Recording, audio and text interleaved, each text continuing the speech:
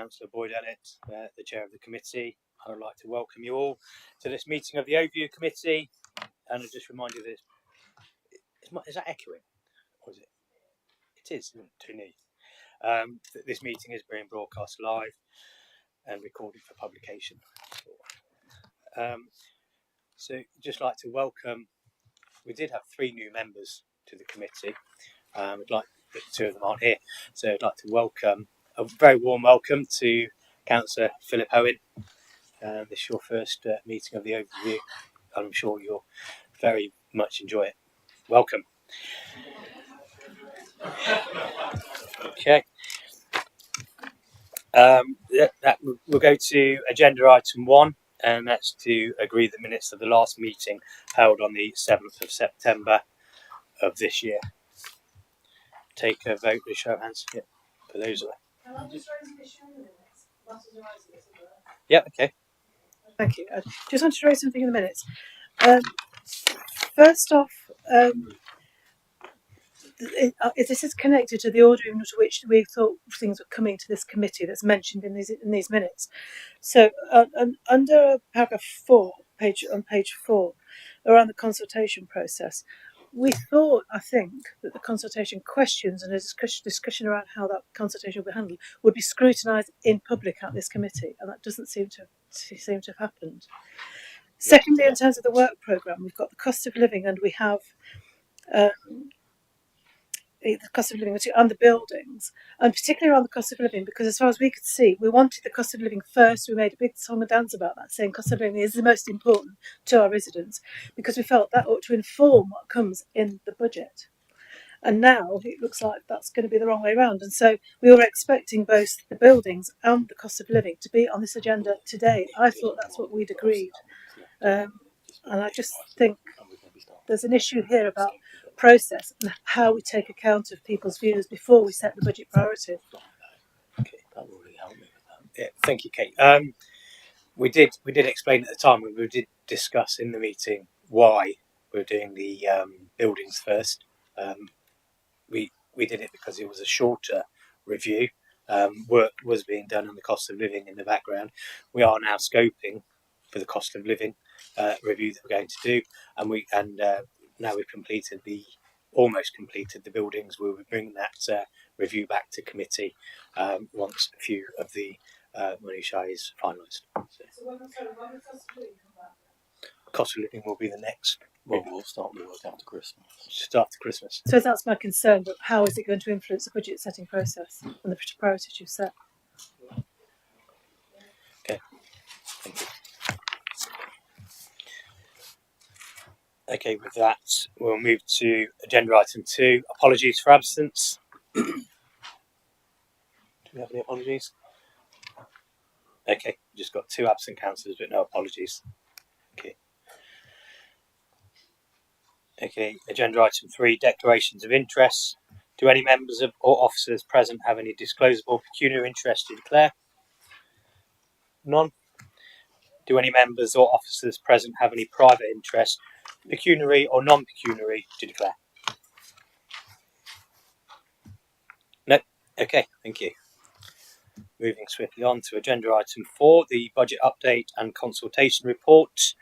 And I'd like to invite the Cabinet Member for Finance, Councillor Richard Jackson, and the Service Director of Finance, Infrastructure and Improvement, and our 151 Officer, Nigel Stevenson, to introduce the report. Thank you. Yeah, thank you, Chairman. Really, we've got some slides which Nigel will run through in a moment, just really to set the context of where we are. And nobody can have escaped the economic challenges facing the country and the world at the moment, and we're not immune to any of that. It sets a very challenging position when it comes to setting next year's budget, and we'll be bringing forward proposals early in the new year, which members will have a chance to look at in detail when we do so.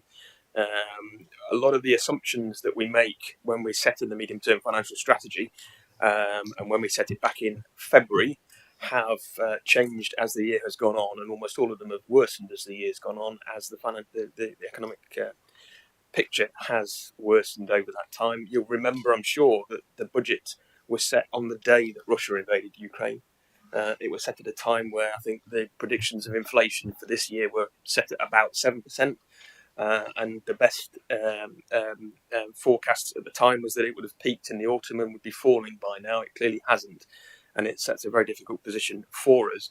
I think we should note the fact as an organisation that we've actually kept in-year spending in spite of double-digit inflation to within 0.5% of the budget that we set back in February. And I think all credit to officers and colleagues for having managed that and having kept services in place in those difficult circumstances. We are, as Councillor Foles just mentioned, we are out to consultation on the budget. I think there's an opportunity for that to come back to this committee in January, if I'm correct. And obviously, we await the results of that consultation to put in place fully our proposals for next year's budget. Equally, we're expecting the local government settlement to come out probably in the final week of business in December, I think the 21st of December. And so until we've got the full details of that, it's difficult to set a budget or to give details of where we're going to be going with it. But I'll hand over to Nigel to go through some of these slides in brief, and we're both happy to answer questions, Chairman. Thank you, Chair. Thank you, Richard. I'm conscious that some colleagues will have already seen these slides because I've given a couple of presentations now to members and the groups.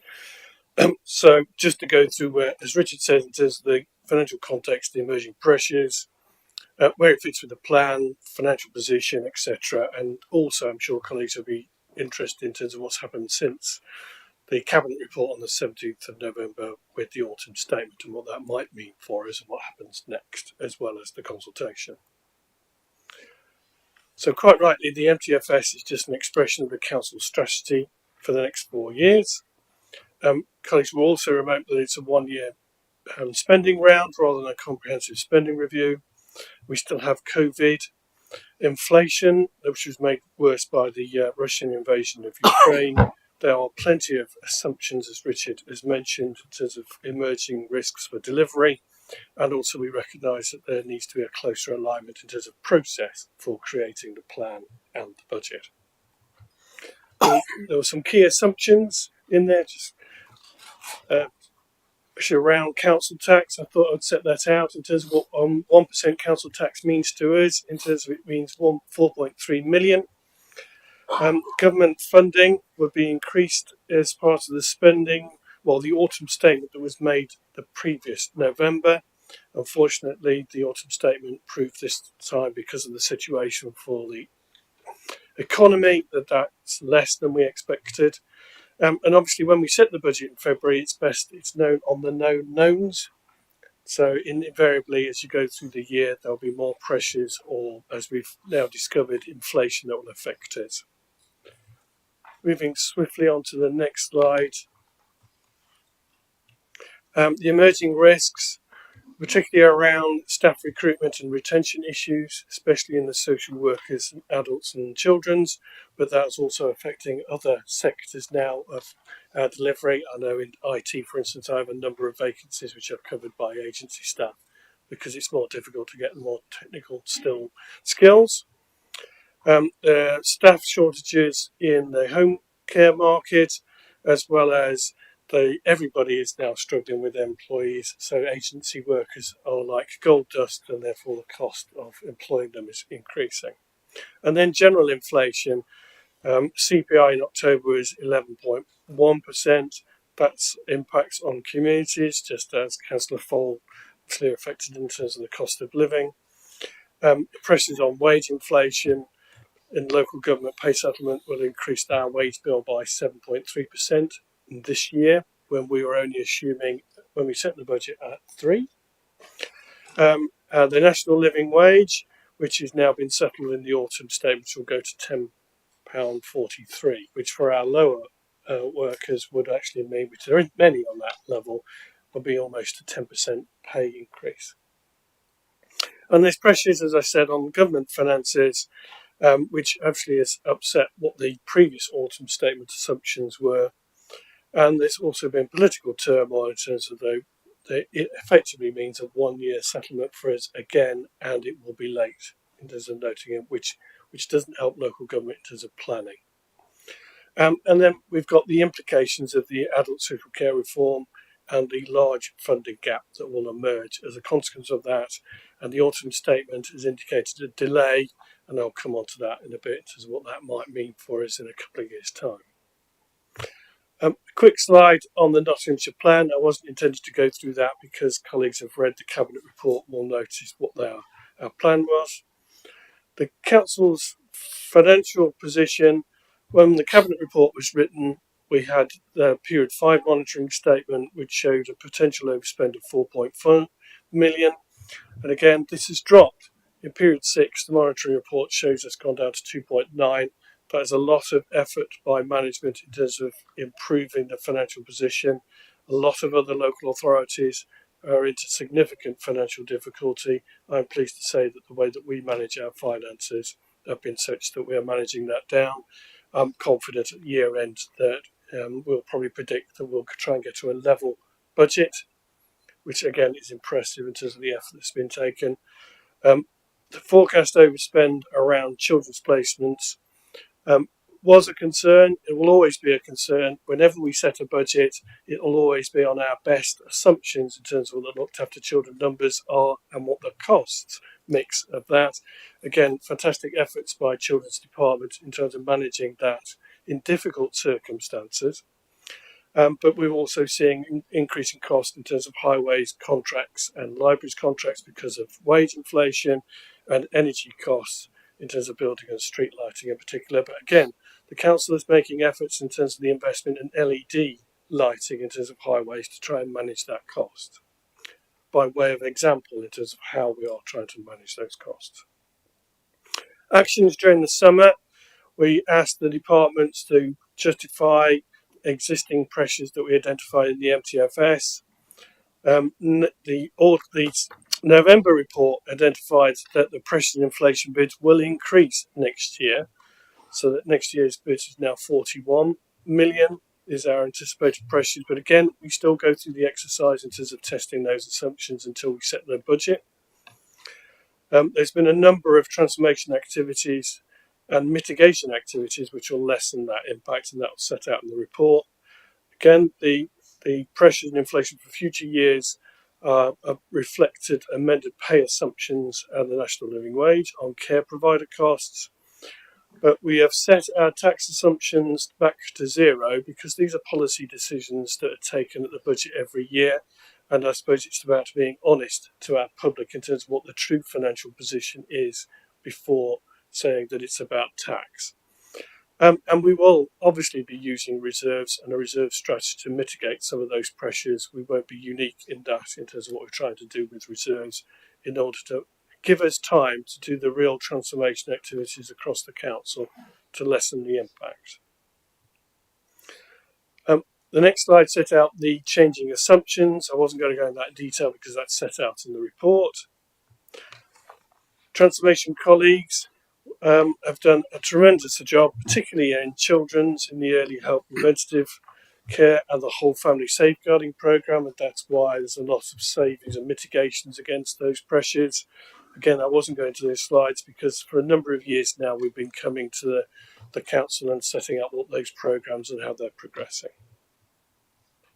The consultation, which is what we're talking about also today, forms part of that wider communication strategy that supports and complements the council's budgeting process. It started on 17th of November and run until the 2nd of January. It's setting out our high-level views on which services are important and therefore what we should prioritise when it comes to looking at opportunities for savings. That question was raised at the last overview committee, and I sent out what those consultation questions were in draft and gave an opportunity for members to comment on what those questions were and fed in before we actually finalised those questions. There will be and is a question around council tax and adult social care precept, which was based on the known referendum limits at the time when the consultation was created. Those have changed since the autumn statement came out. But if it comes to separate savings opportunities, then they will still be subject to separate consultation. They don't form part of that high-level consultation process.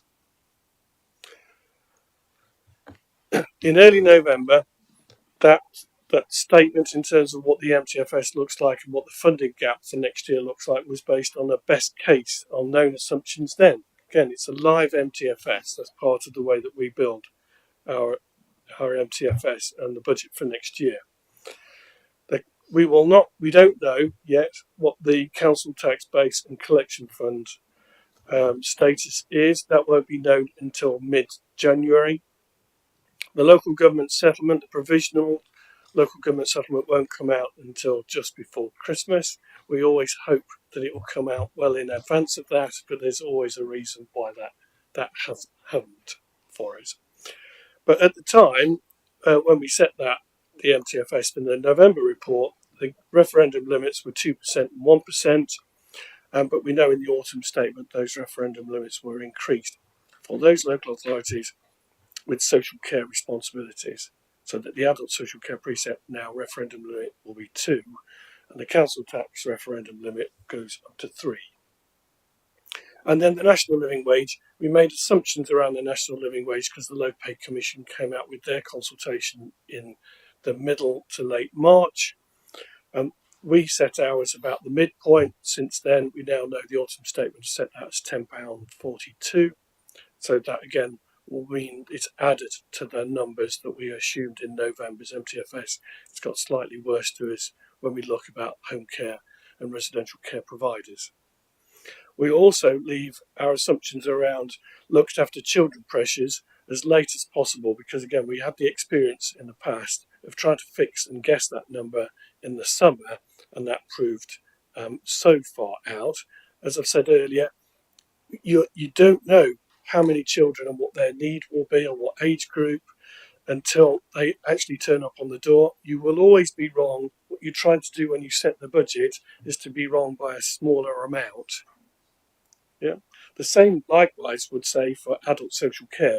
Again, you don't know who will turn up for their care needs, and you don't know what their financial circumstances are. So again, all you're doing is setting those, and they are really significant budgets for the county council in social care.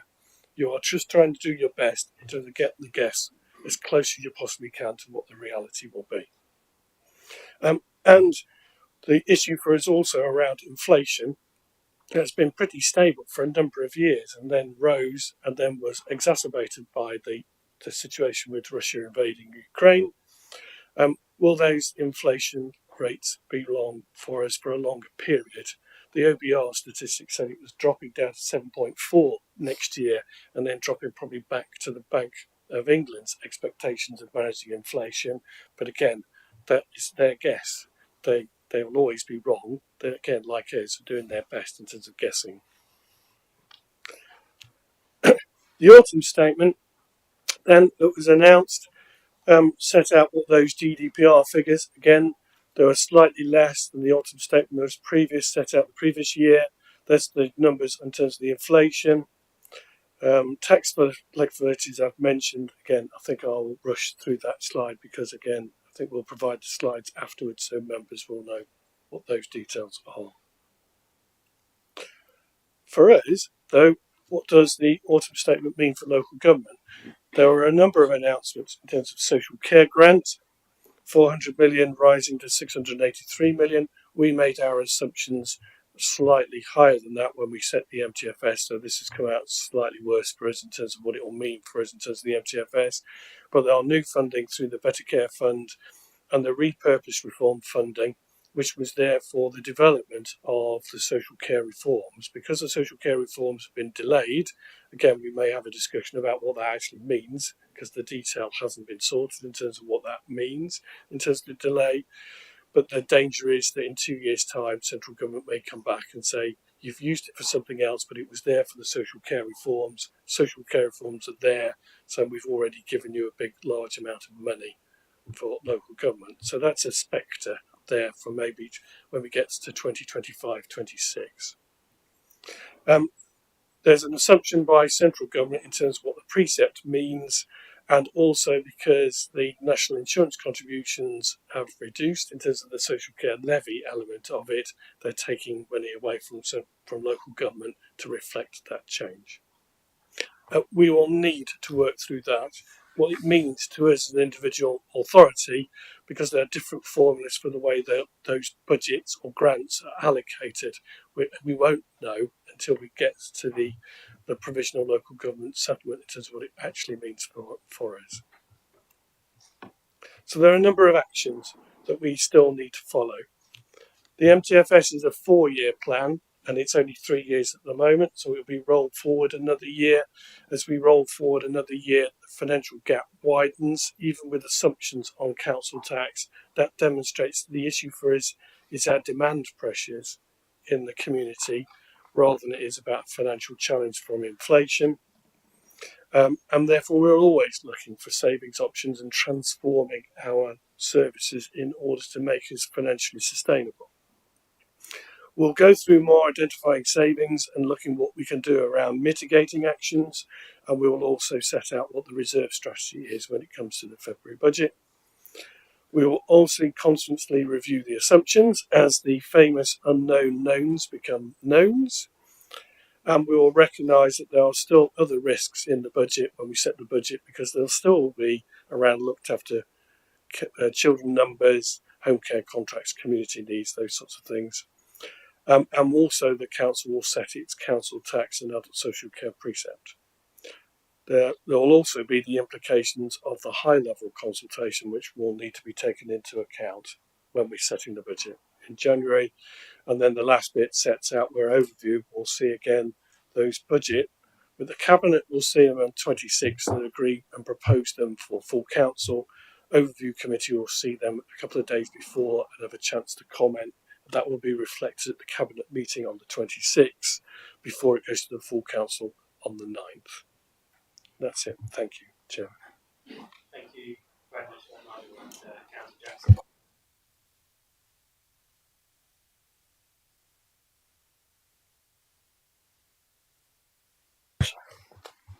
Before I open it up to the floor for debate and questions, I'd like to welcome Cabinet members from, we've got adults and children's there, along with their respective corporate directors and senior managers, and thank them for their hard work in their transformation programmes in getting this budget to where it is today. Okay, with that, I'll open it up to the floor. Any questions? Councillor Foll. Yeah, thank you. Yes, and echo your thanks, Chair, and thanks to Nigel for his and his team for his briefings. It's really helped us. We really appreciate it, because we know it doesn't happen in every authority. So thank you very much for that. Yes, and yes, clearly an awful lot of work gone into that. So well done, everybody. Okay, so we've got a number of issues. I mean, clearly, this is a huge piece of work, isn't it? So we've picked out some of the things that we think are the most concerning for us, or the things we'd like more clarity on. The first thing is page 14 of 142, facing the challenge, the council's response, paragraph 14. You say you aim to protect and enhance key services as far as possible, and we would just really like to understand what you're referring to in terms of key services. A definition would be useful, and a list of what those key services might be would be quite helpful. Are you talking statutory? And I particularly mention, do you mean here statutory services, particularly since we've just talked about early intervention, and I see it's had some real success in this authority and over many years, that one, in terms of getting the early intervention right. But that's not statutory. Is that at risk? So I think that's really, really important to us. We really need to understand what you mean by those key services. And I suspect if you asked the population what are the key services, if you ask 20 people, you get 20 different responses, wouldn't you, about what they see in terms of key services. So I think that is something that's particularly concerning to us. The next is, I can find it. Okay, should we get, before we go on to the next, should we get a response to that question? You can do, or I can go through we'll get a them all. response to that one first. Are you happy for me to come back then? Yeah. Okay.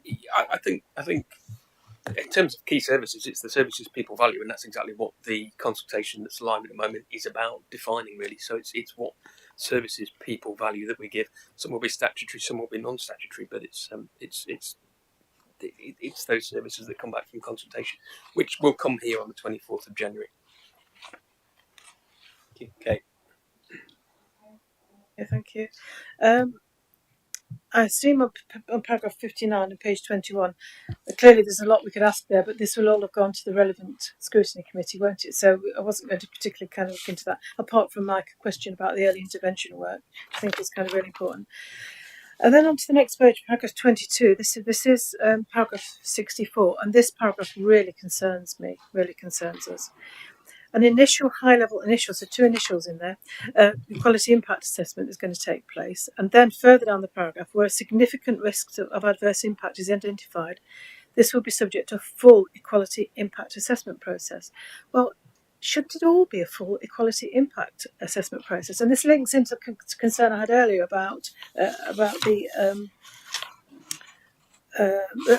how you define a key service, because and how we kind of deal with the consultation, which you know is coming a little bit later, because some of the people that are really most disadvantaged in our society, well, they're going to have the time and the energy to actually fill in a consultation process. How are we going to hear from them? And if we're not, and I suspect we might not, I'd be interested to see a breakdown of who responds to the consultation, how many we get. How are we going to make sure that we protect the most vulnerable in our society? And one of those ways is to do a proper equality impact assessment. And it just seems to be in the wrong order. I mean, if you don't do a proper equality impact assessment, apart from anything else, I understand it's illegal. So that really worries me about you kind of prioritising and how you do a quality impact assessment. And I would like to see them. If we could see them, that would be quite helpful. What the kind of thing you're asking and the kind of things you're considering in that. And it feels here there's an element of prejudging in all this, which is actually kind of quite concerning. Yeah, that's me done. Thank you. Okay. So we will be looking at where the responses for the consultations come from, and that we've been asked that already. So we can look at different areas, but those most vulnerable people that I think you're alluding to that can't possibly fill out the content, they're the ones that are using the service. We're already getting feedback from them as well. But I'll let. Do you want to pick up about the impact quality assessment and the legality part? It's probably one for Marge. Yeah. That's in a book, okay. So I think what that's trying to reflect is a tiered approach, that paragraph. So there clearly need to be individual equality impact assessments for individual proposals, whether they're savings or otherwise change proposals. But then also what we would want to do, and we're currently considering how we would do that, is to look to have an overarching equality impact assessment, looking at the impact of all the proposals together. I'm not quite sure at this today how we're going to do that, but that's for us to work out, I think. So that's to try and reflect that tiered approach. There is what we're trying to reflect. And the other thing I'd say is normally they're listed as background papers, so if members want to have a look at them, more than welcome to. Yeah. Okay, Councillor Creamer. Jim. Yeah, thank you. And again, thank the officers for all the work that's gone into this, especially as they practically have to do it twice every time to changing the fleet. So yes, I'm just a little bit concerned about page 25 and actual budget pressures, particularly on the children and the AS committees. Actually, the pressures reduced by 18 million on one and 9 million on the other. Being as the one overspends all the time, the children tends to overspend, getting that kind of cut. Reduction in actual pressures does seem very pie in the sky to some extent. It's as has already been said earlier, trying to get it right or wrong to the to the smallest amount. It does seem to be a big assumption on both cases. One, a massive reduction of pressures on one that underspends. The adults underspend on a regular basis.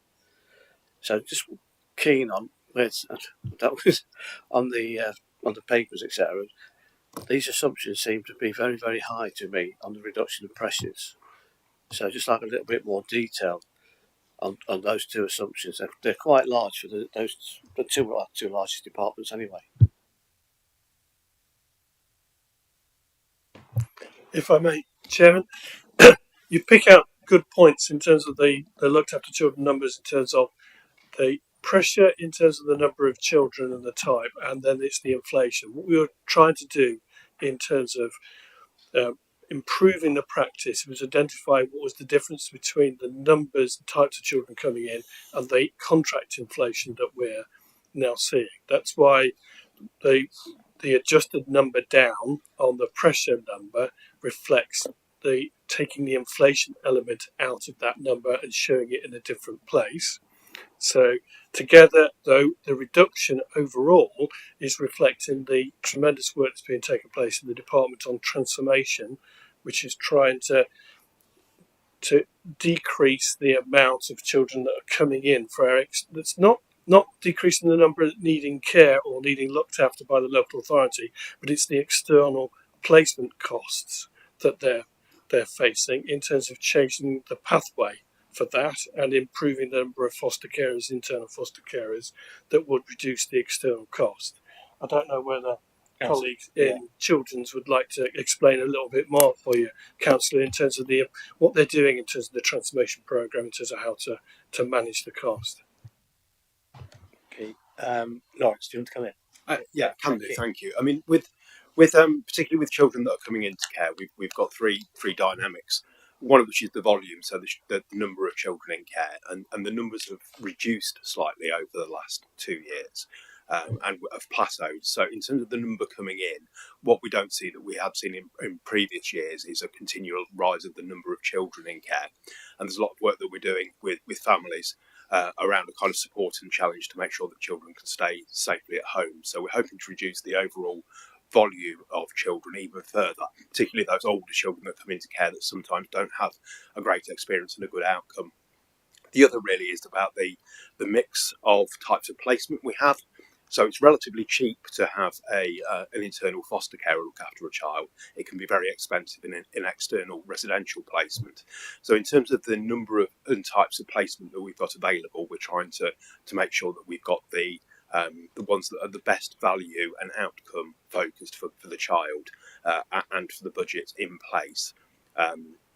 And that can make a huge difference. When we talk about the difference in price, can be several £1,000s a week between the least expensive and the most expensive placement.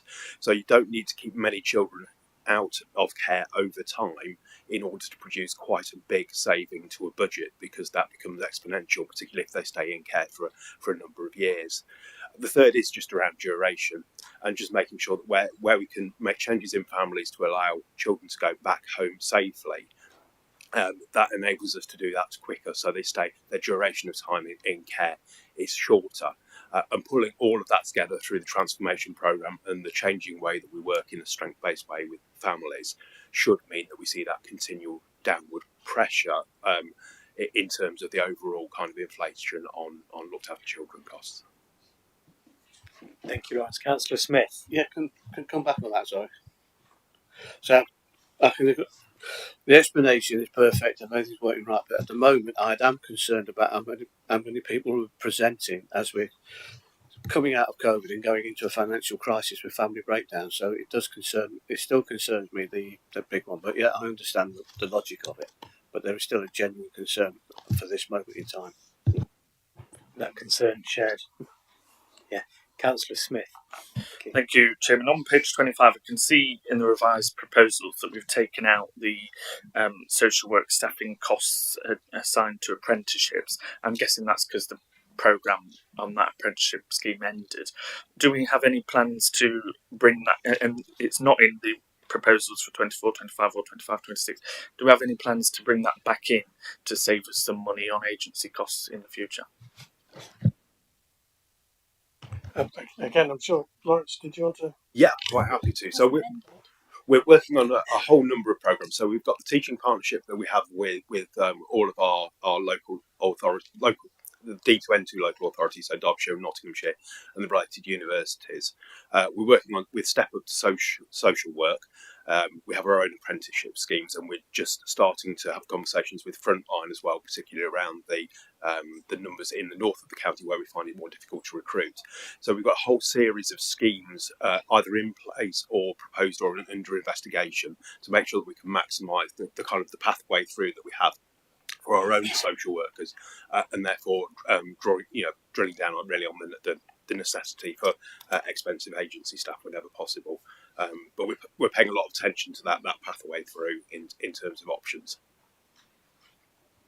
And there's always we have conversations with our own company Futures as well regarding bringing health workers and frontline staff through apprenticeship schemes. I've got Councillor Owen's signal to speak.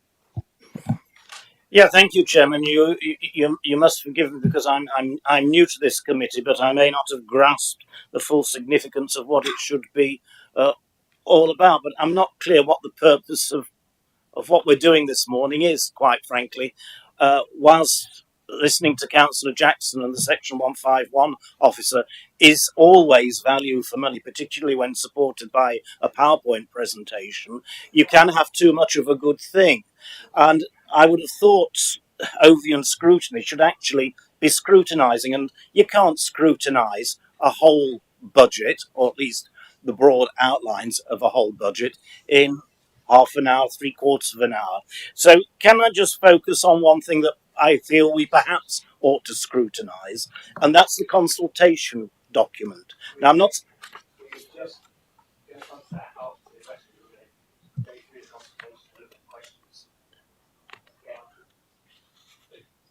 So you want me to shut up, is what you say? Right. Well, I was going to say, I really do think... well, it would be foolish to try and make me, of course, as you know from old. I do feel that this really does... this is something that we really ought to scrutinise and improve, because the questions, well, you know, when you look at them, protecting and improving health to give children the best start, supporting people wanting to make healthy changes related to alcohol, drugs, tobacco, mental well-being. Well, who is going to answer that and say, no, we never want to support people in doing that? I can't see that anybody is. You know, the questions, the answers are going to be there. It's pointless. And I don't know that people would necessarily understand what you're getting at. We've got right at the bottom on page 7, services for schools, including admissions. So what are we saying? We're not going to support admissions anymore. We're not going to do anything on admissions. Well, it's a statutory role that we have to deal with admissions. So these sort of questions are rather pointless. I do think it needs a full revision. So that would be my main point. If we're going to exercise a scrutiny role, then we need to look at things that we can actually scrutinise and make a difference and make suggested changes and improvements. But all right, it's very nice to have sit around and have a chat about the budget, but I'm not sure we're achieving anything. But I may have misunderstood, as I often do. Before I bring my vice chair in, I welcome that, Philip, and now you are a valid member of this committee. Your input will be most welcome when we start this consultation for next year's budget, which we will start a lot earlier, and have your input in those questions going forward. Okay, Glyn, what did you want to pick up there? Yeah, just to pick up on the same point, Philip, we made that point at the last meeting. And because of the timescale, Nigel did send out questions to the current members or the former members of the committee early, so that members could express their views on it. And I think one of the learning points that we've got here is exactly what you're saying is, and also about timescales, is perhaps in reality we could look at, sometimes after the August precept, as early as we could, look at the questions, and we've already discussed that ourselves about getting that early, so that we can actually help him formulate some of the questions. I mean, it's still down to the cabinet members whether they accept that or not, but at least we can have that opportunity to look at that, and I think that would, be worthwhile. Just while I have got Chairman, another point would be on the equality impact assessment. She did say that they'd be available, and I'm all in favour of using the member domain on the intranet, and wondered whether there could be a simple link on that member domain on a lot of things, as we go through and we've asked for stuff, if that can be linked to that, so members can automatically go onto the members intranet page, and the information that we've asked for is all in one nice, tidy place for us to find. Thank you. No, thank you. It's good because we're having this debate, and the idea of the scrutiny is to come up with recommendations from the floor. Richard, before I bring you back, I'm just going to get a question from Councillor Purdy who ran, because you might be able to answer them. Or okay. Thank you, Mr. Chairman. Just before I ask my question, make my comments, I understand I think there's been a substantial misunderstanding in that two of my colleagues are not here today. I believe Councillor David Shaw and Councillor Steve Carr were appointed to the committee. I can't say for certain, but I'm pretty much getting the picture that Councillor Shaw didn't receive any notification or papers, so we'll sort that out along the way. Okay, right. Well, we'll have a word afterwards. Can I ask how many copies of the paper consultation booklet were printed?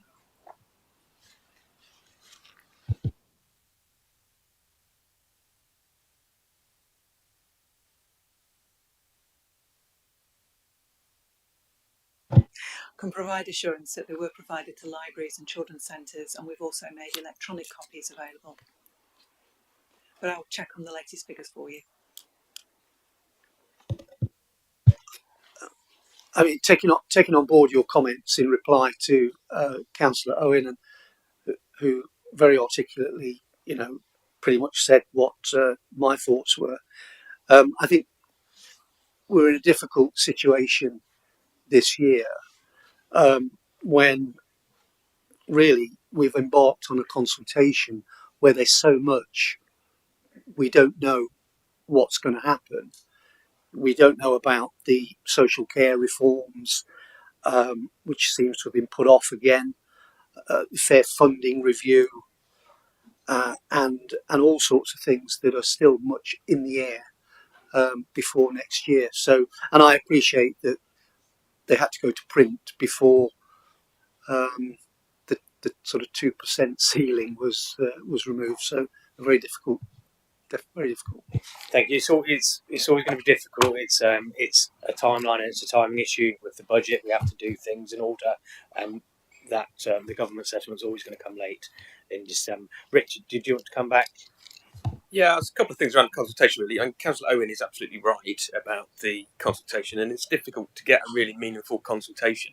I think what I would like to see, and I'm far be it from me to tell you how to run a scrutiny committee, Chairman, because you're more than capable.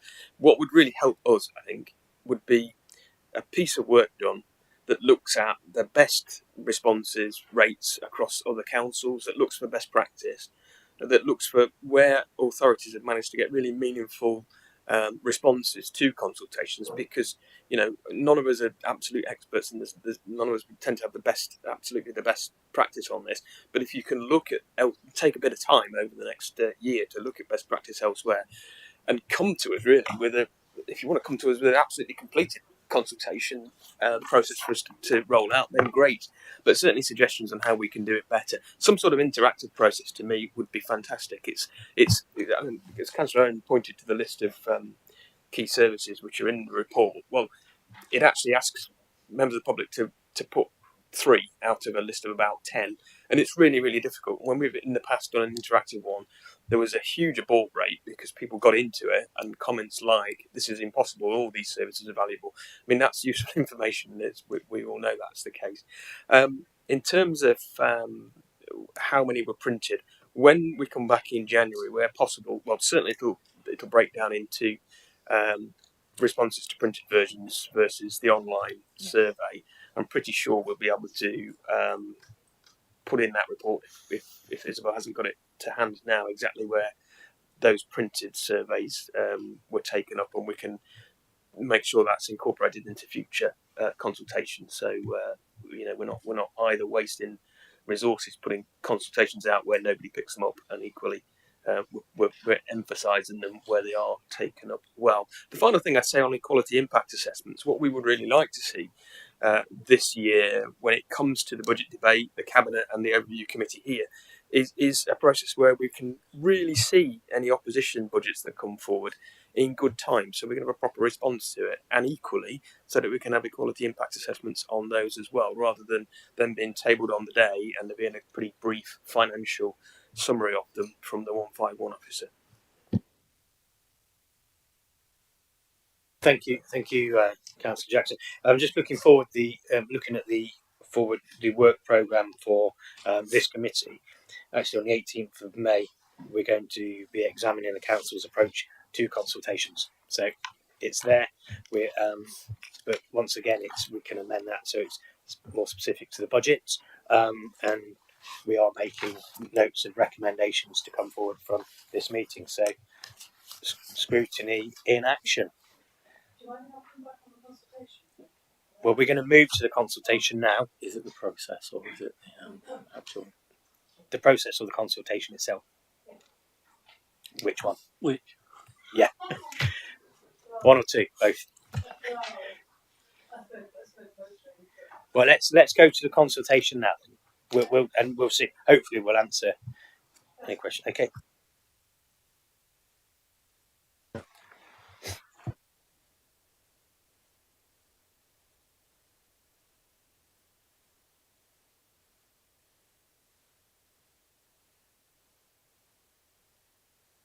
Yeah, fantastic. So we've got just one recommendation really. So the recommendations stated in the report are so that the Overview Committee notes the current position on the Council's 2022-23 budget. The Overview Committee notes the process in establishing the Council's budget for 23-24. The Overview Committee notes the current assumptions that have been made in establishing the Council's budget for 23-24. And the Overview Committee notes the public consultation for the 23-24 budget. And then fourthly, that the Overview Committee members be involved with and consult on the proposed budget consultation questions for the 24-25 budget at the earliest possible stage in order to inform the development of the consultation process. Thank you.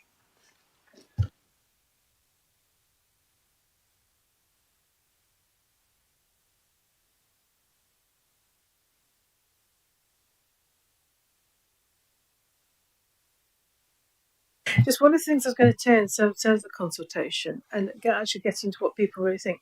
I think we've got to make more of an effort. Members need to do this as well. Is actually go to where people actually are and ask them. If you just stick something online, you're not going to get a fantastic response. You're never really going to, because apart from anything else, and this is not a criticism about Great Residents, not everybody knows what we're doing. I mean, one of the questions on the consultation paper was, do you think the council is well run? Well, I think a lot of people don't know what the council does, and why would they in the first place? I think really there's a lot of assumptions being made that really make it actually quite difficult. The other thing as well I was going to say is, we've got an awful lot of information and data in this council we could use to prioritise what's going on. We have, I mean, you mentioned, Chair, about feedback from service users. We have that. We've also got our casework, and this is something I've been banging on, I think, ever since I've been a councillor. If we actually looked about where our casework sits, the kind of casework we get, that would be a fantastic amount of information that would actually inform what actually is really concerning people. So I think we've got a bit more creative about this, and not just stick out a seven. I know there's focus groups and all the rest of it, but we're really rich in data in this council. I think we just need to use it better and a bit more creative about it.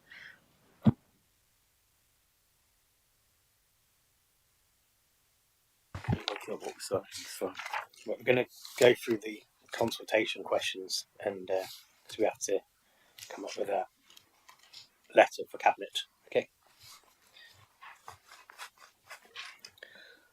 So you want to read them out? I'll do the first one. Okay, so we'll go with the first one. So the first question in the consultation is, please rank the 3 Nottinghamshire County Council services in order according to those that you feel benefit you and your community the most, with 1 being the highest priority and 3 being the lowest. Select 3 options only. Now, we discussed this with the Chair and Vice Chair and Nigel before the meeting. We're not going to, the Chair agreed, we're not going to constrain you to just picking the top 3, but we would like to get your kind of like general feelings of which are higher priority. I know this is a really tough question, and which are a slightly lower priority. We're not going to ask you just to come up with 3, because that is quite difficult. But obviously, we understand why that was done for the point of the consultation with the public.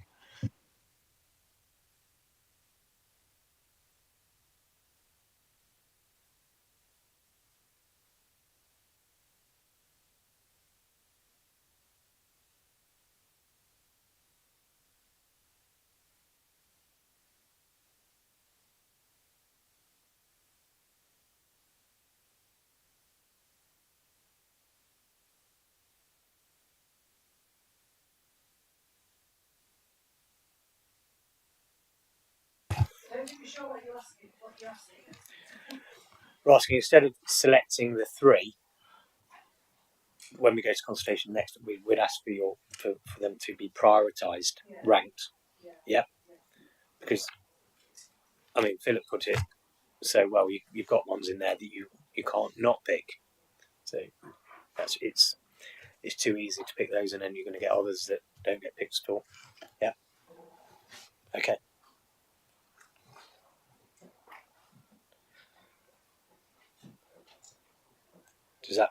Is that any clearer? Can I make a suggestion, Chair? I think members have already commented on that one as such, but I'm going to try and paraphrase what you've said, Councillor Owen. What a task. But the sense I was getting from members was to say it's really hard to prioritise there, and all of our services are important. And I'm thinking that might be the feedback that you want to give. Was that on that one?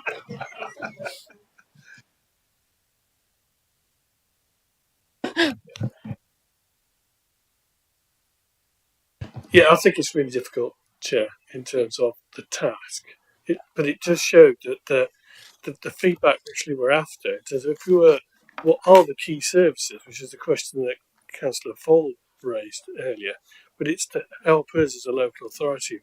I think that was what the phrasing of the question was, in terms of the members of the public, what were the key services from their point of view, rather than prejudging from our point of view as the provider of the services, what we thought was the key services. That would enable us, but I can understand as a scrutiny function, you're not going to be able to come to that sort of judgment and answer the question today, but it's probably just for you to actually think about that if you're from a resident's point of view, because you're residents of the council as well in terms of your viewpoint, but for the consultation, and to also pick up the point from Councillor Fall in terms of the publication, there has been quite a bit of publication for the consultation that started early in terms of trying to identify services, and we've had interviews with Richard and the leader as well in terms of services to encourage it, but it is to go back as a member yourself in terms of how you could go in and encourage the community as well to actually complete the forms as much as you can and publicise it as well, because as you quite rightly say, Councillor Paul, in terms of casework, that you come across individuals and residents every day, so it's to encourage through that contact in terms of completing the form, which will help us as a local authority understand what the responses are in shaping the services going forward.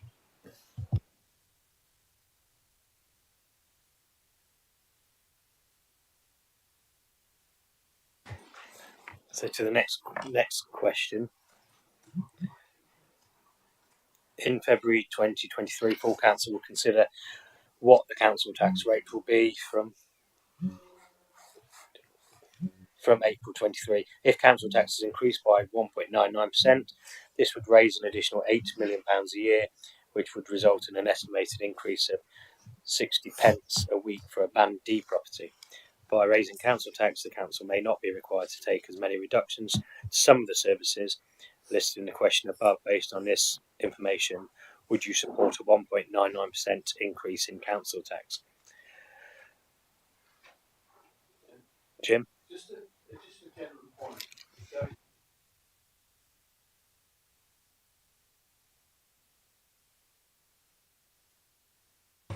Pardon me. More of a general point, so it's not actually criticism per se, but it might be more useful if actually when it went out, there was these are our statutory, so that people when they actually make comments would be aware what we have to do. Going back to the conversation earlier, so just as a general point, when rather than go straight into the questions, perhaps the consultation, the next one, should actually say what our statutory duties are, so people can Strip those out. more informed decision.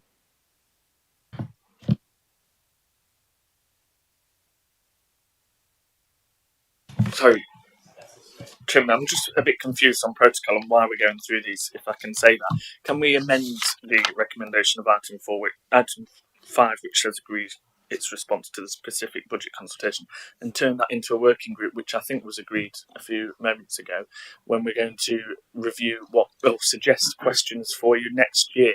So during that working group, we can reflect on the questions this year. The horse has already bolted. There's no point wasting time talking about them now. The questions are out there. You've all been given packs to send to your communities. So why we're wasting time talking about them is beyond me. Let's change that recommendation to a working group. Let's take suggestions back to Councillor Jackson and his wonderful team before next year's consultation goes live on what those questions should look like, and then Councillor Jackson will reflect on the questions of this year because the horse has already bolted.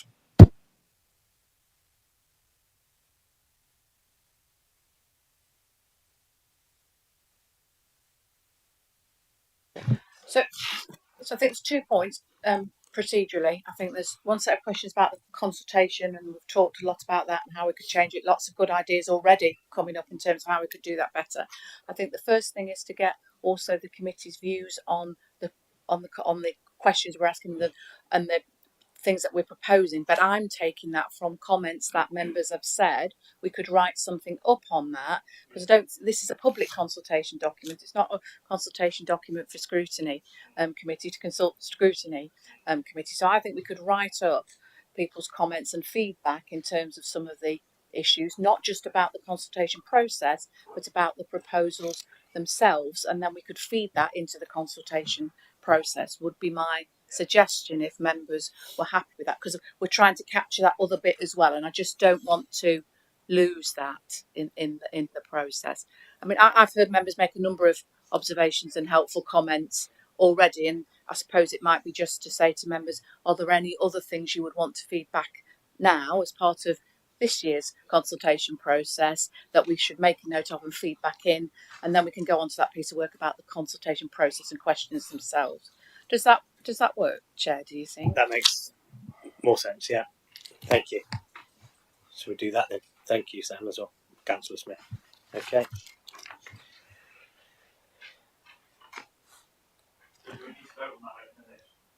Well, yes, we'll take a vote on that. Move second. Thank you.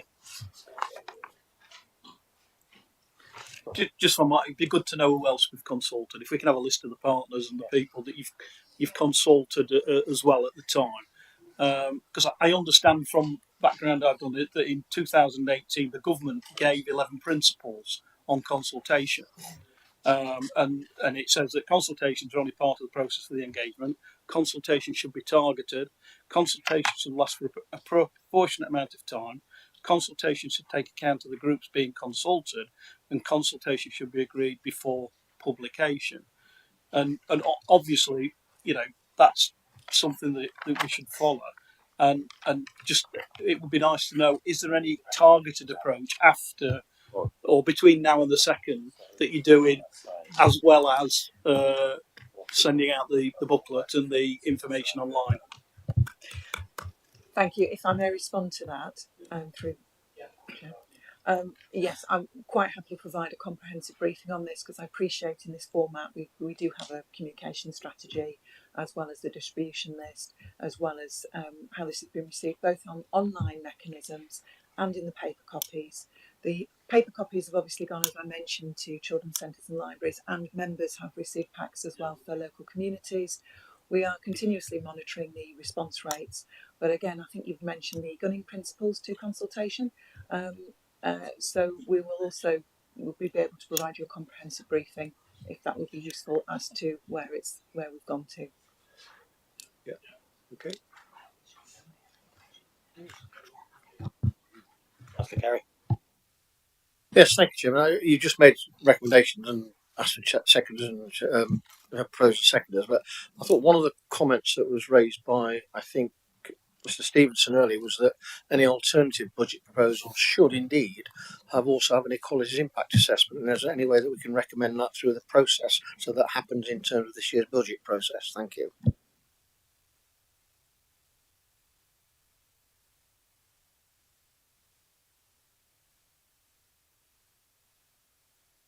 I think there are people who are not here today who may be expected to put in a budget proposal, and I wondered whether you could probably, if you're going to do that, if you're going to take that as a stance, perhaps they need to be written to groups to say that is what you're suggesting. I think it will put a lot more work on officers, because it'll be officers who will support the members who are putting budget proposals forward to come up with the assessments. That'll come back to January.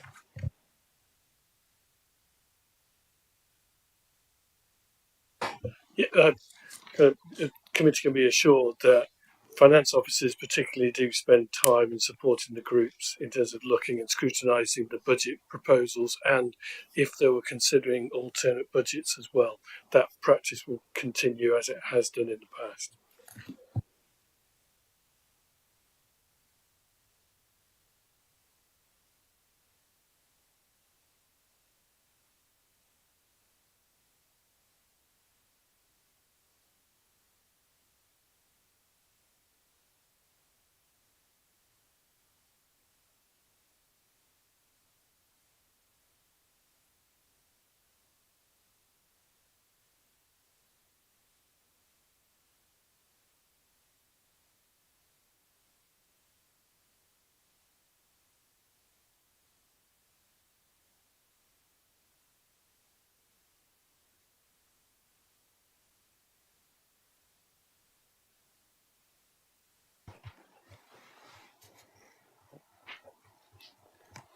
So we're going to propose any recommendations now that have come out of the debate. Martin's going to read those out. Right. So we've got obviously one.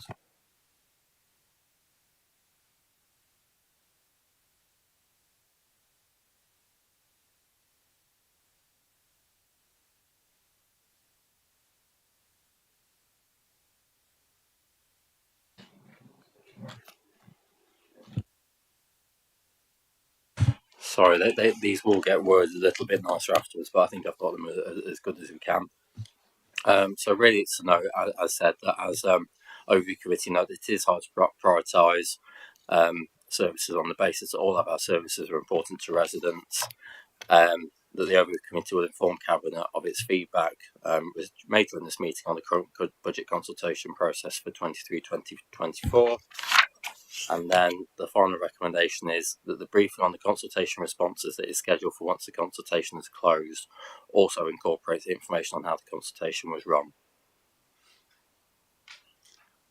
So so procedurally, I think where we are was you've got recommendations in a report, which I'm taking it that the chair is moving and the vice chair is seconding. Yeah, we've done those. Yeah, Councillor Smith has proposed an amendment to the recommendations, which, forgive me if I get it wrong because I didn't write it down, Councillor Smith, but was about amending the fifth recommendation. Want to say what you said so Martin can make a note of it? Would you mind, Councillor Smith?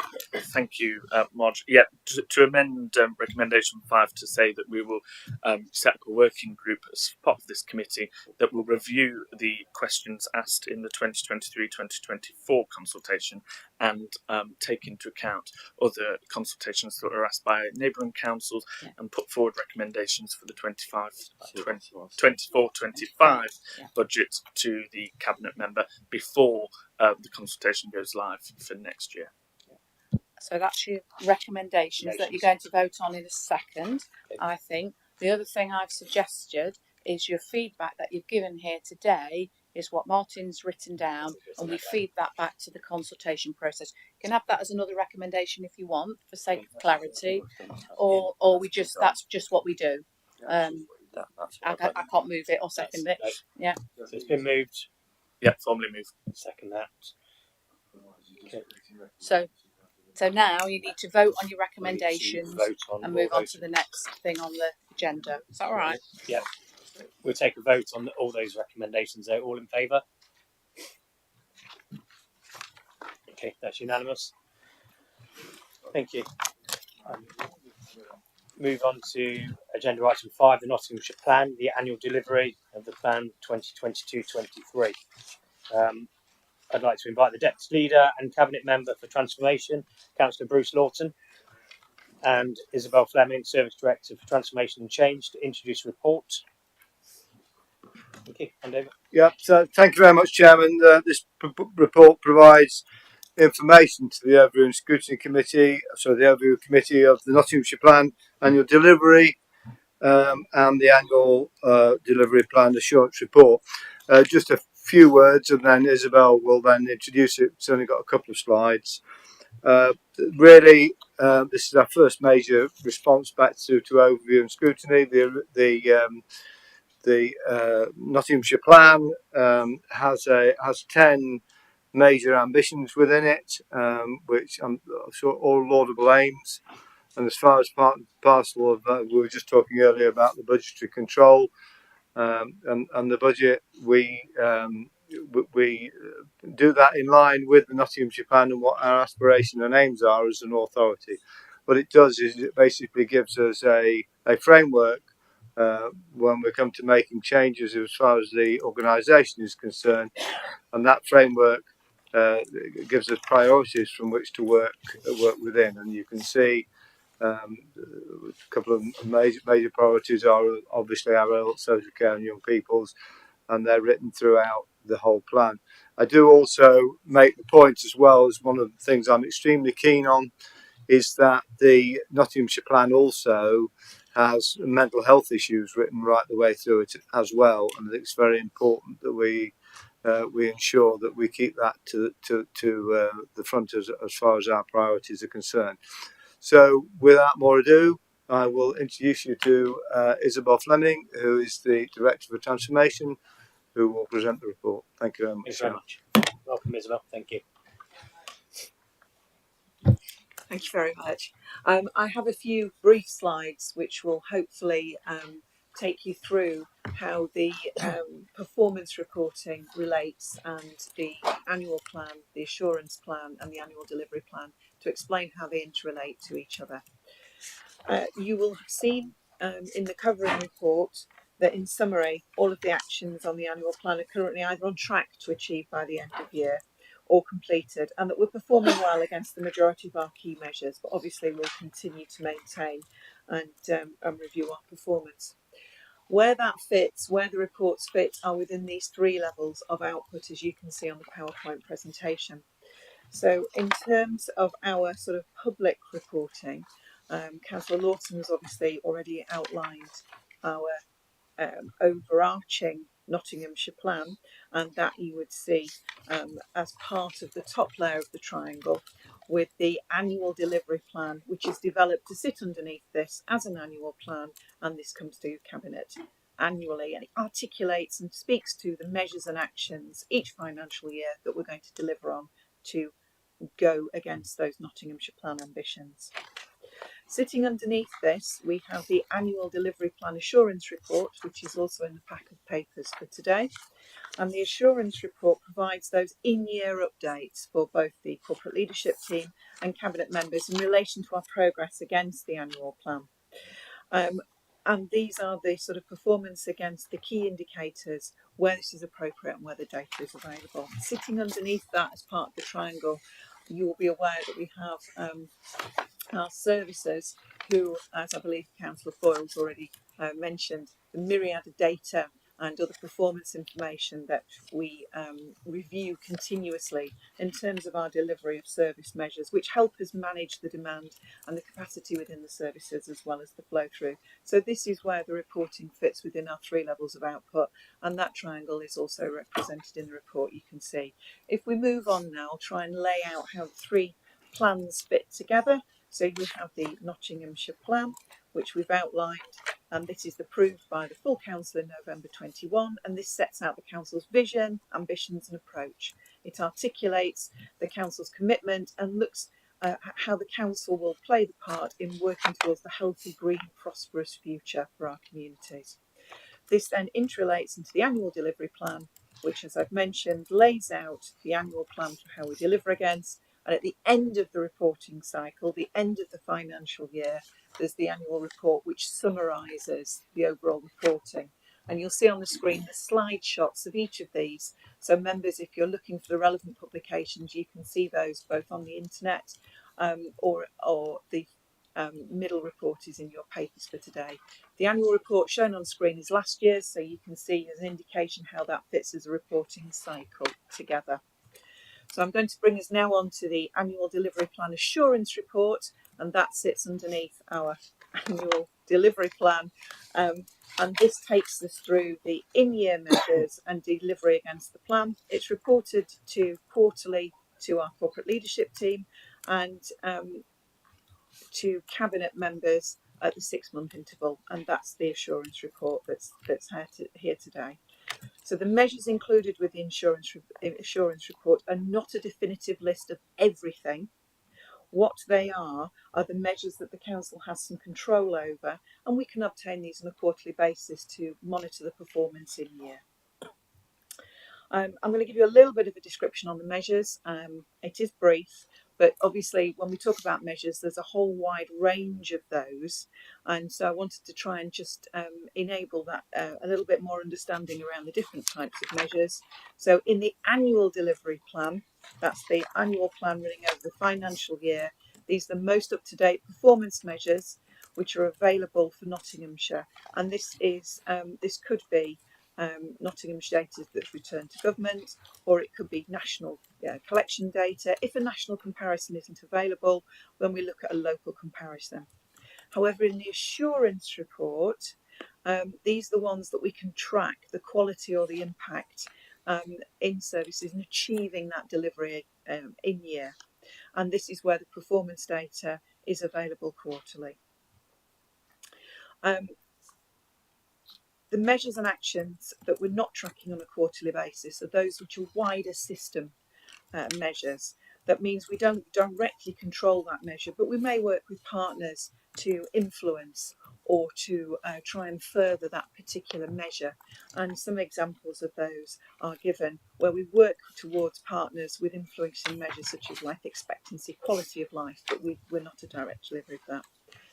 Just to note within the reports that you will see that there are arrows used in both the annual plan and the assurance report, and the direction of arrows in the assurance report are between quarters rather than confidence in any delivery or against annual target or against the base mark. And this is obviously an area for consideration. Narrative has been provided, and it's usually by exception for where the measures have declined in between quarters. However, you will also see that within the assurance report, we've included a section where we're trying to bring our ambitions to life, and this links us back in that sort of cycle of performance reporting back to the overall Nottinghamshire plan. So hopefully I haven't confused you there totally between 4 different reports and 3 different plans. Questions?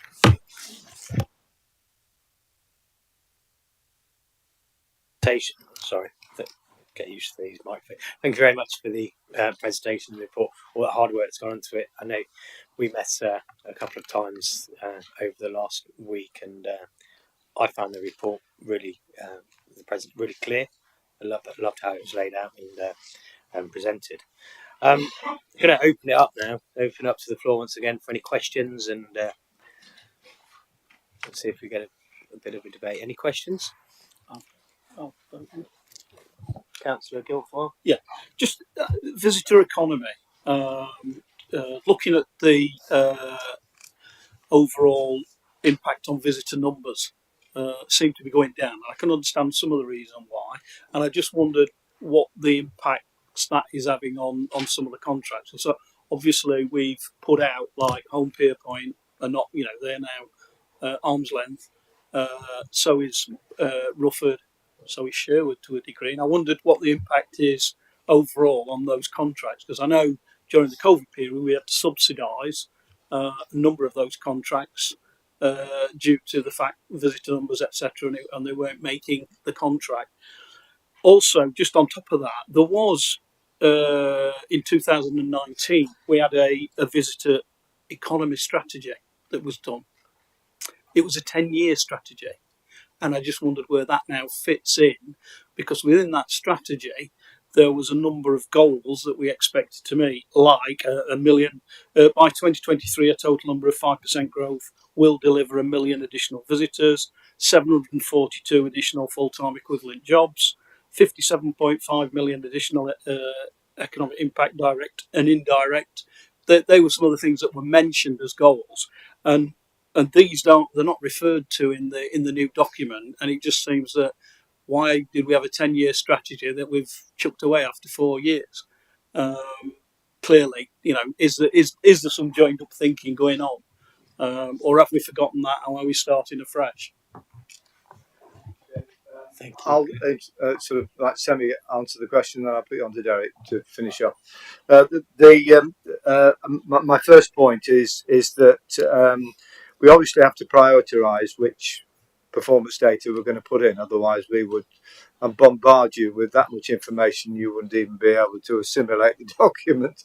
So we've got to try and prioritise, and within that prioritisation, we are constantly updating the trends within the actual report in relation to the plan, and because there are events that are out of our control, for example COVID, which had a direct impact on visitor numbers going into our parks, etc., etc. So you if you don't watch it, you end up measuring something which in inverted commas is pointless, because the national trends have caused the problem in the first place, and there's absolutely nothing you can do about it. You can't respond to it for the simple reason your visitor numbers are going to go down. You know what you can do is use that information to be able to help your partners to be able to work through any of these situations that may be damaging as far as their business model is concerned. Derek. Thank you, Councillor Lawton. Thank you, Councillor Guilford, for the question. Just to pick up on the core question around the fluctuation in the visitor numbers, you'll see in the report itself there's a narrative that sets out that in large part the fluctuation is part of the usual seasonal pattern that we see across our country parks, exacerbated a little bit this year, I think, by the fact it was unseasonably warm for much of the second quarter. We all remember how hot it was, and surprisingly that can sometimes depress numbers rather than attract visitors to the park because it was so warm. The first year post COVID restrictions, I think, has also had an impact on our visitor numbers this year. It's the first time in several years that people have been able to go abroad on holiday, for example, comfortably. And so that's kind of, to a certain extent, accentuated that usual fluctuation. So we're still on track, broadly speaking, to hit our anticipated visitor numbers.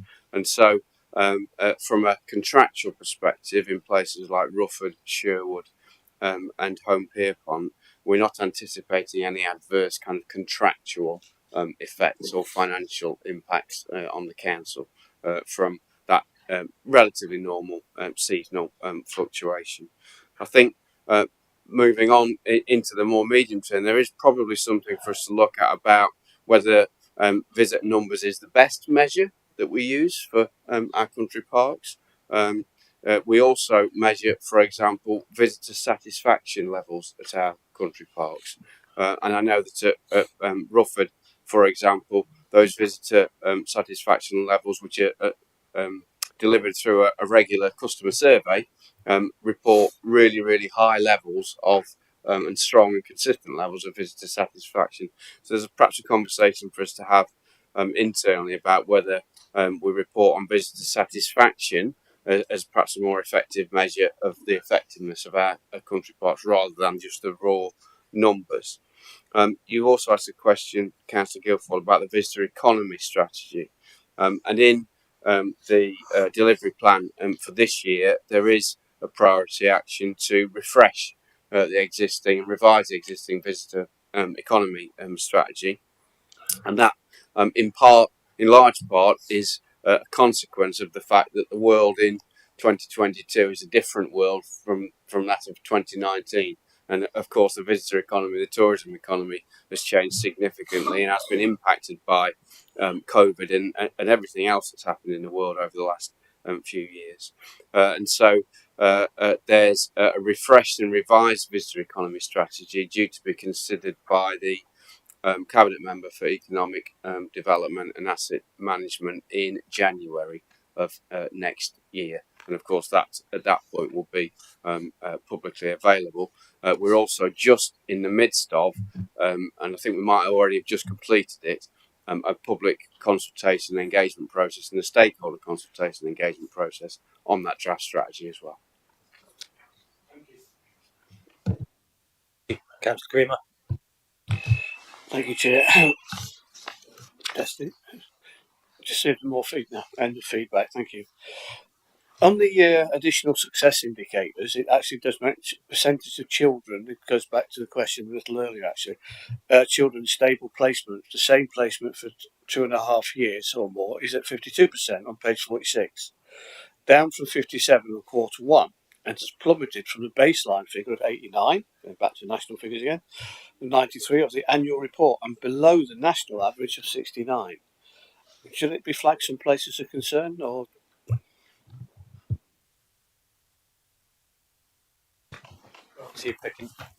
Yeah, I can do. It is of some concern, and it's also reflective of the issues that we have more widely, particularly with foster care, and the numbers of foster carers who are choosing to retire from foster caring, both our internal numbers and the numbers in the independent fostering agency market as well. And it's part of that disruption that's really caused some of that disruption. The other thing to say, as I mentioned earlier, that the number of children in care has come down somewhat. The children who are left in care tend to be some of those with the most complex needs. And that does mean sometimes there are real difficulties in terms of finding the right placement that can manage them in the long term, often alongside other young people. So some disruption, I think, because of that profile, we do understand. Some of it, unfortunately, is reflective of the market. And it is something we're working really hard on. I think one of the our key objectives is to increase the number of foster carers, so that wherever possible we can have children in family settings where we know they get the best outcomes. And our numbers for foster carers are down at the moment. We're doing significant amounts of promotion and publicity to try and encourage people to apply to be foster carers, and that's probably the long-term solution. But it's become more difficult post-COVID to get people interested in foster care. I think people are more anxious about taking strangers into the home in general, and that's fed through into a general perception around foster care. Can I just add to that as well? It's obvious as far as the administration is concerned, it's extremely important to us. But basically that we improve outcomes, that is essential, and is an essential part of the plan, which is one of the reasons why it's sort of has its own designated stream within the plan. That's the first thing. The second thing we recognise as far as the budgetary constraints are concerned as the council, it matters. It matters to us. If we can reduce the numbers and get better outcomes, that has got to be our main aim. Both those two streams together, because by reducing demand, it reduces pressure on the budget, but also as part and parcel of that, it also improves outcomes. Thank you, Chairman. Thank you, Chairman. Yeah, the two questions I was going to ask have actually been asked, but I would just like to come back on the issue about the parks, and it's all very well measuring satisfaction, which I agree with, but if we're not going to take cognizance of numbers, we could find ourselves with 10 people saying it's great, but nobody else bothers going. So we do need to keep abreast of the figures as well, to make sure that we're attracting people to our very good country parks, because otherwise it's going to be uneconomical to keep them going. And the second one concerning looked after children. Having been a foster carer myself for many years, one of the issues that we always had was the stability of placements in the first place. And our last looked after child that we had 9 placements before we had him, and then he was with us until he was 21. So it's finding the right placements in the first place and making sure that they get the support. And I think sometimes we did my wife and I did find that the support was not always there when it was needed. So I think we need to take cognizance of that.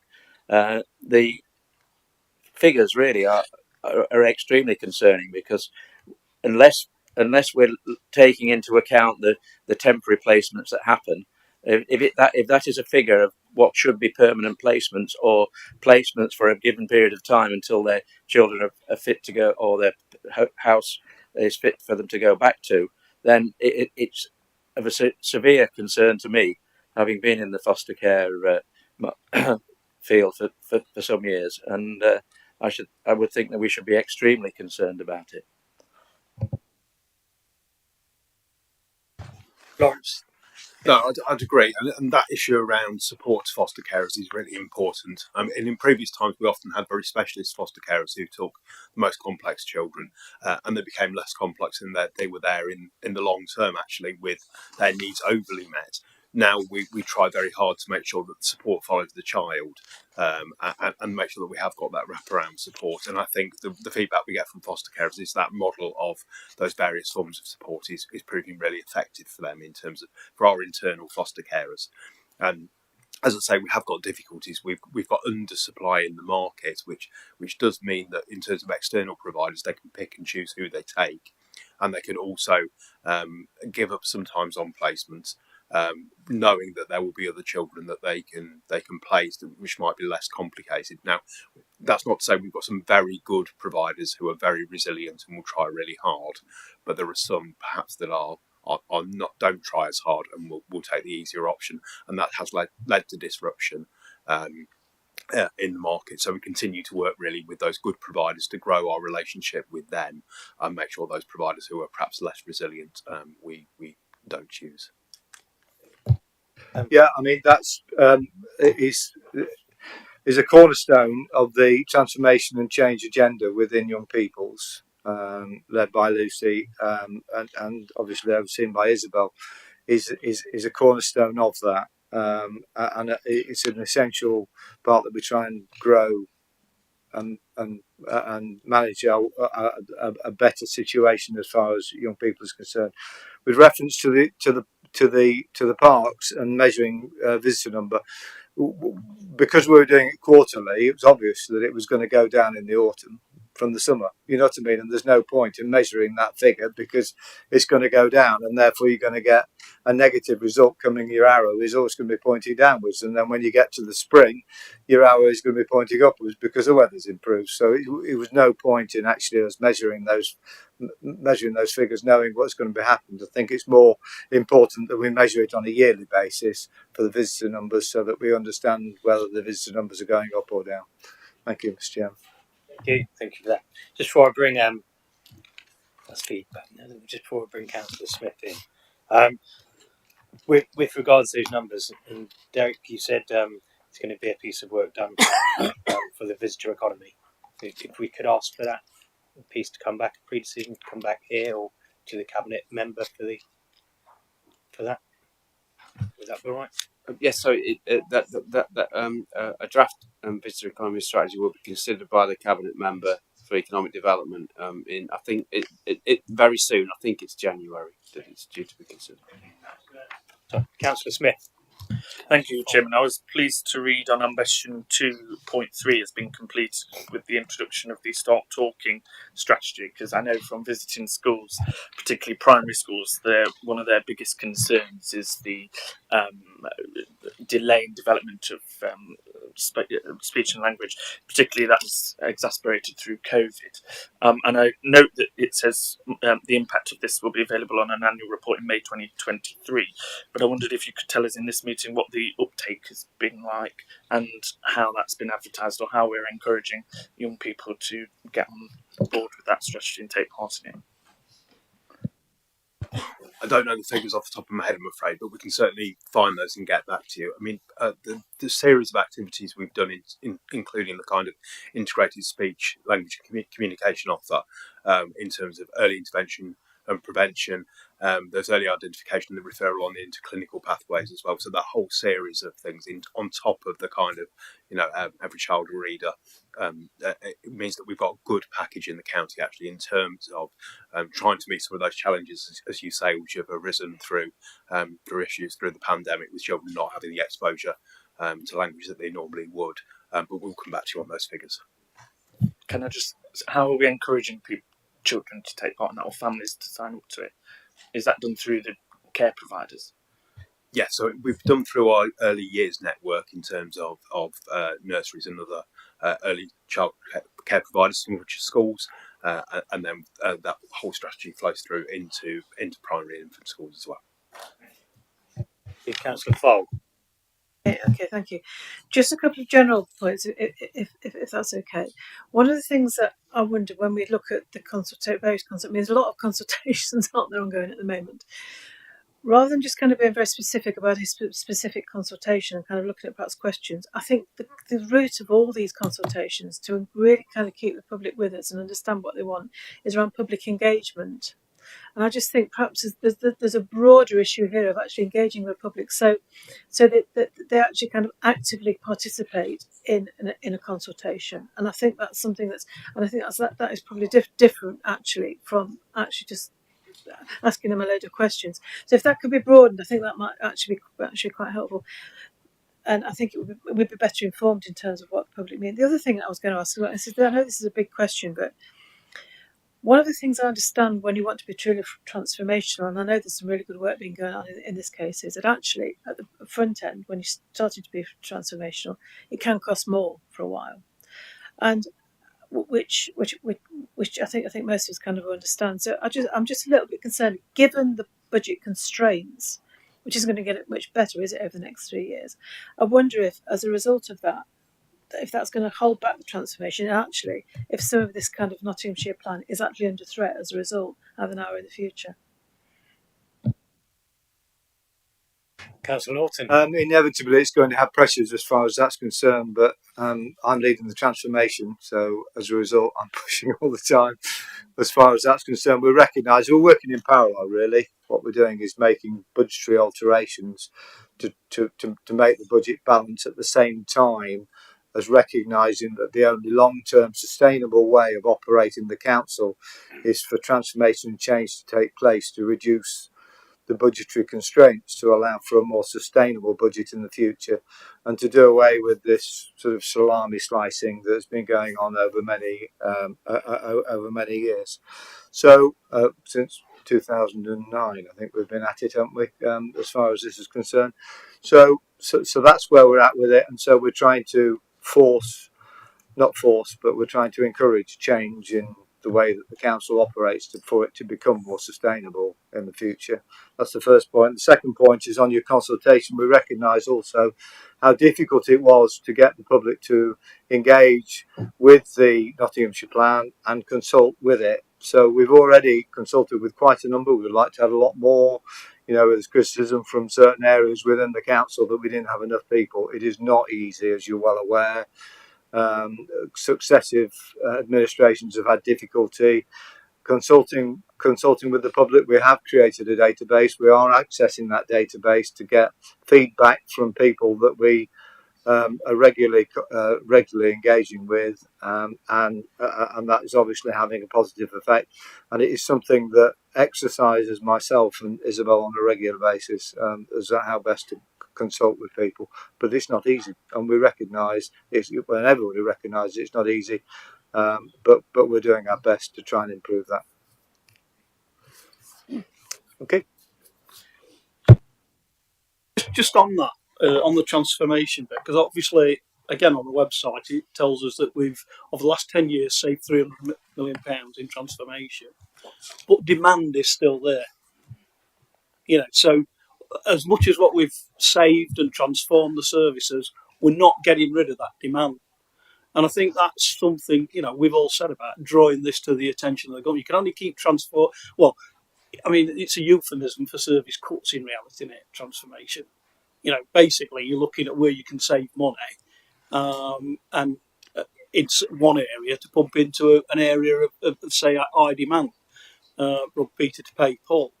But at some point, the government's got to really listen to us, Bruce. We can't keep continuing to do this because in reality, there'll be some of those really serious services that, well, we are struggling to provide some of those really key services because we haven't got the finances. Hence why, we have overspends in children's services, and on occasion, I know it's been managed a little bit better this year in adults. But there are always difficulties around, and sometimes in adults it's only because we've got the partnership with Health that help us out through that budget teaming and labelling.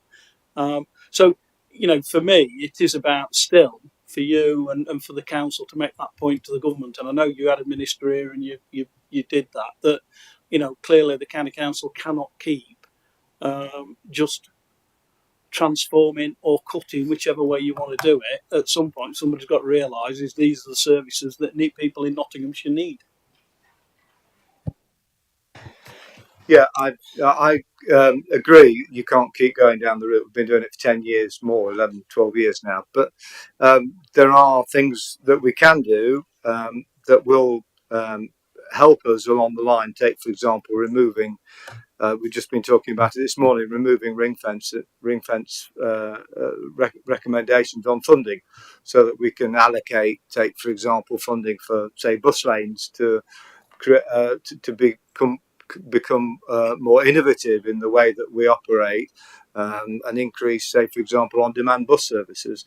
There are a whole swatch of ring-fence funding pots which we can hopefully we can spend better as far as the people of Nottinghamshire are concerned, because Nottinghamshire is different to Buckinghamshire or different to Cambridgeshire, and therefore we've got different demands and responsibilities. But we are ideally placed, really, to be able to send messages back to central government because we've got a leader who's an MP who's down there 3 days a week.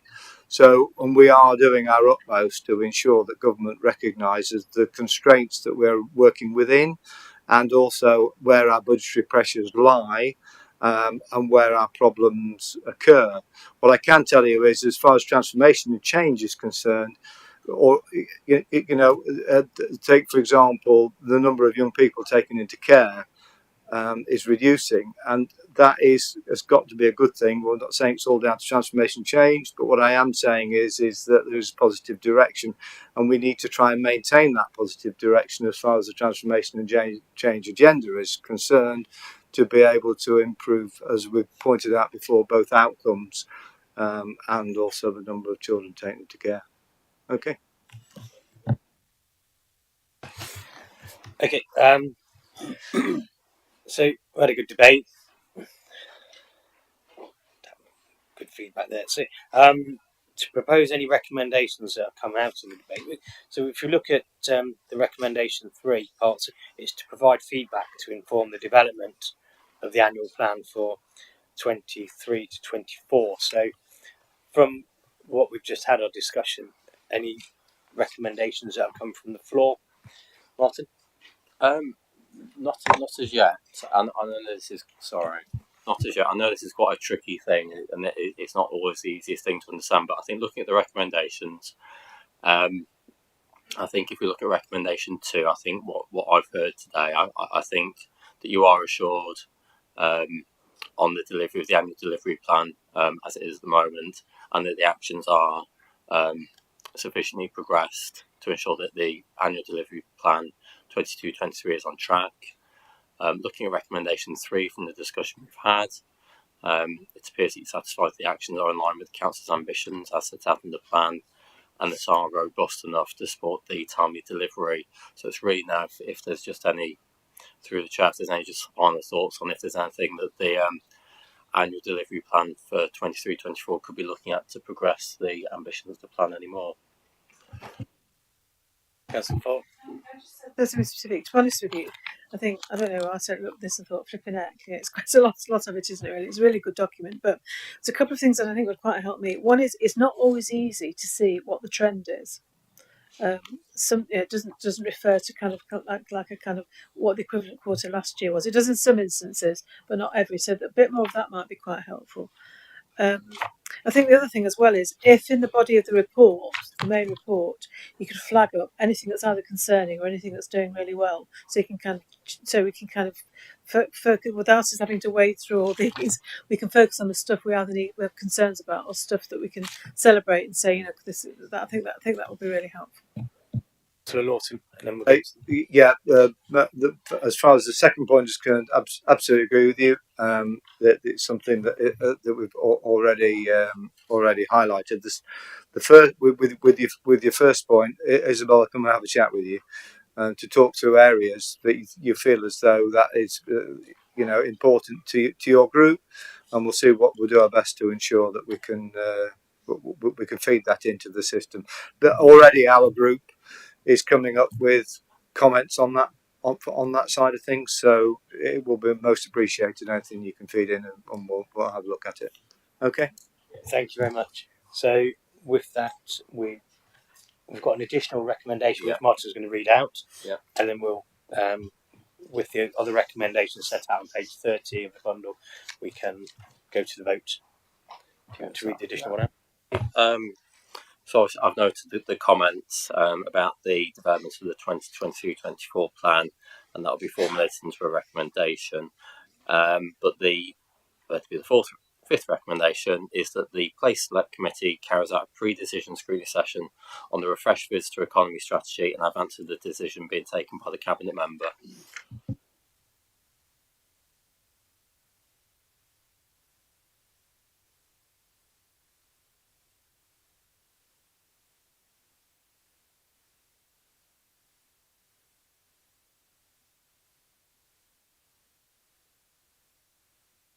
So the work programme is just there to note. Obviously, we've got a few things to add to it about. We've definitely got one project group to note on there as well.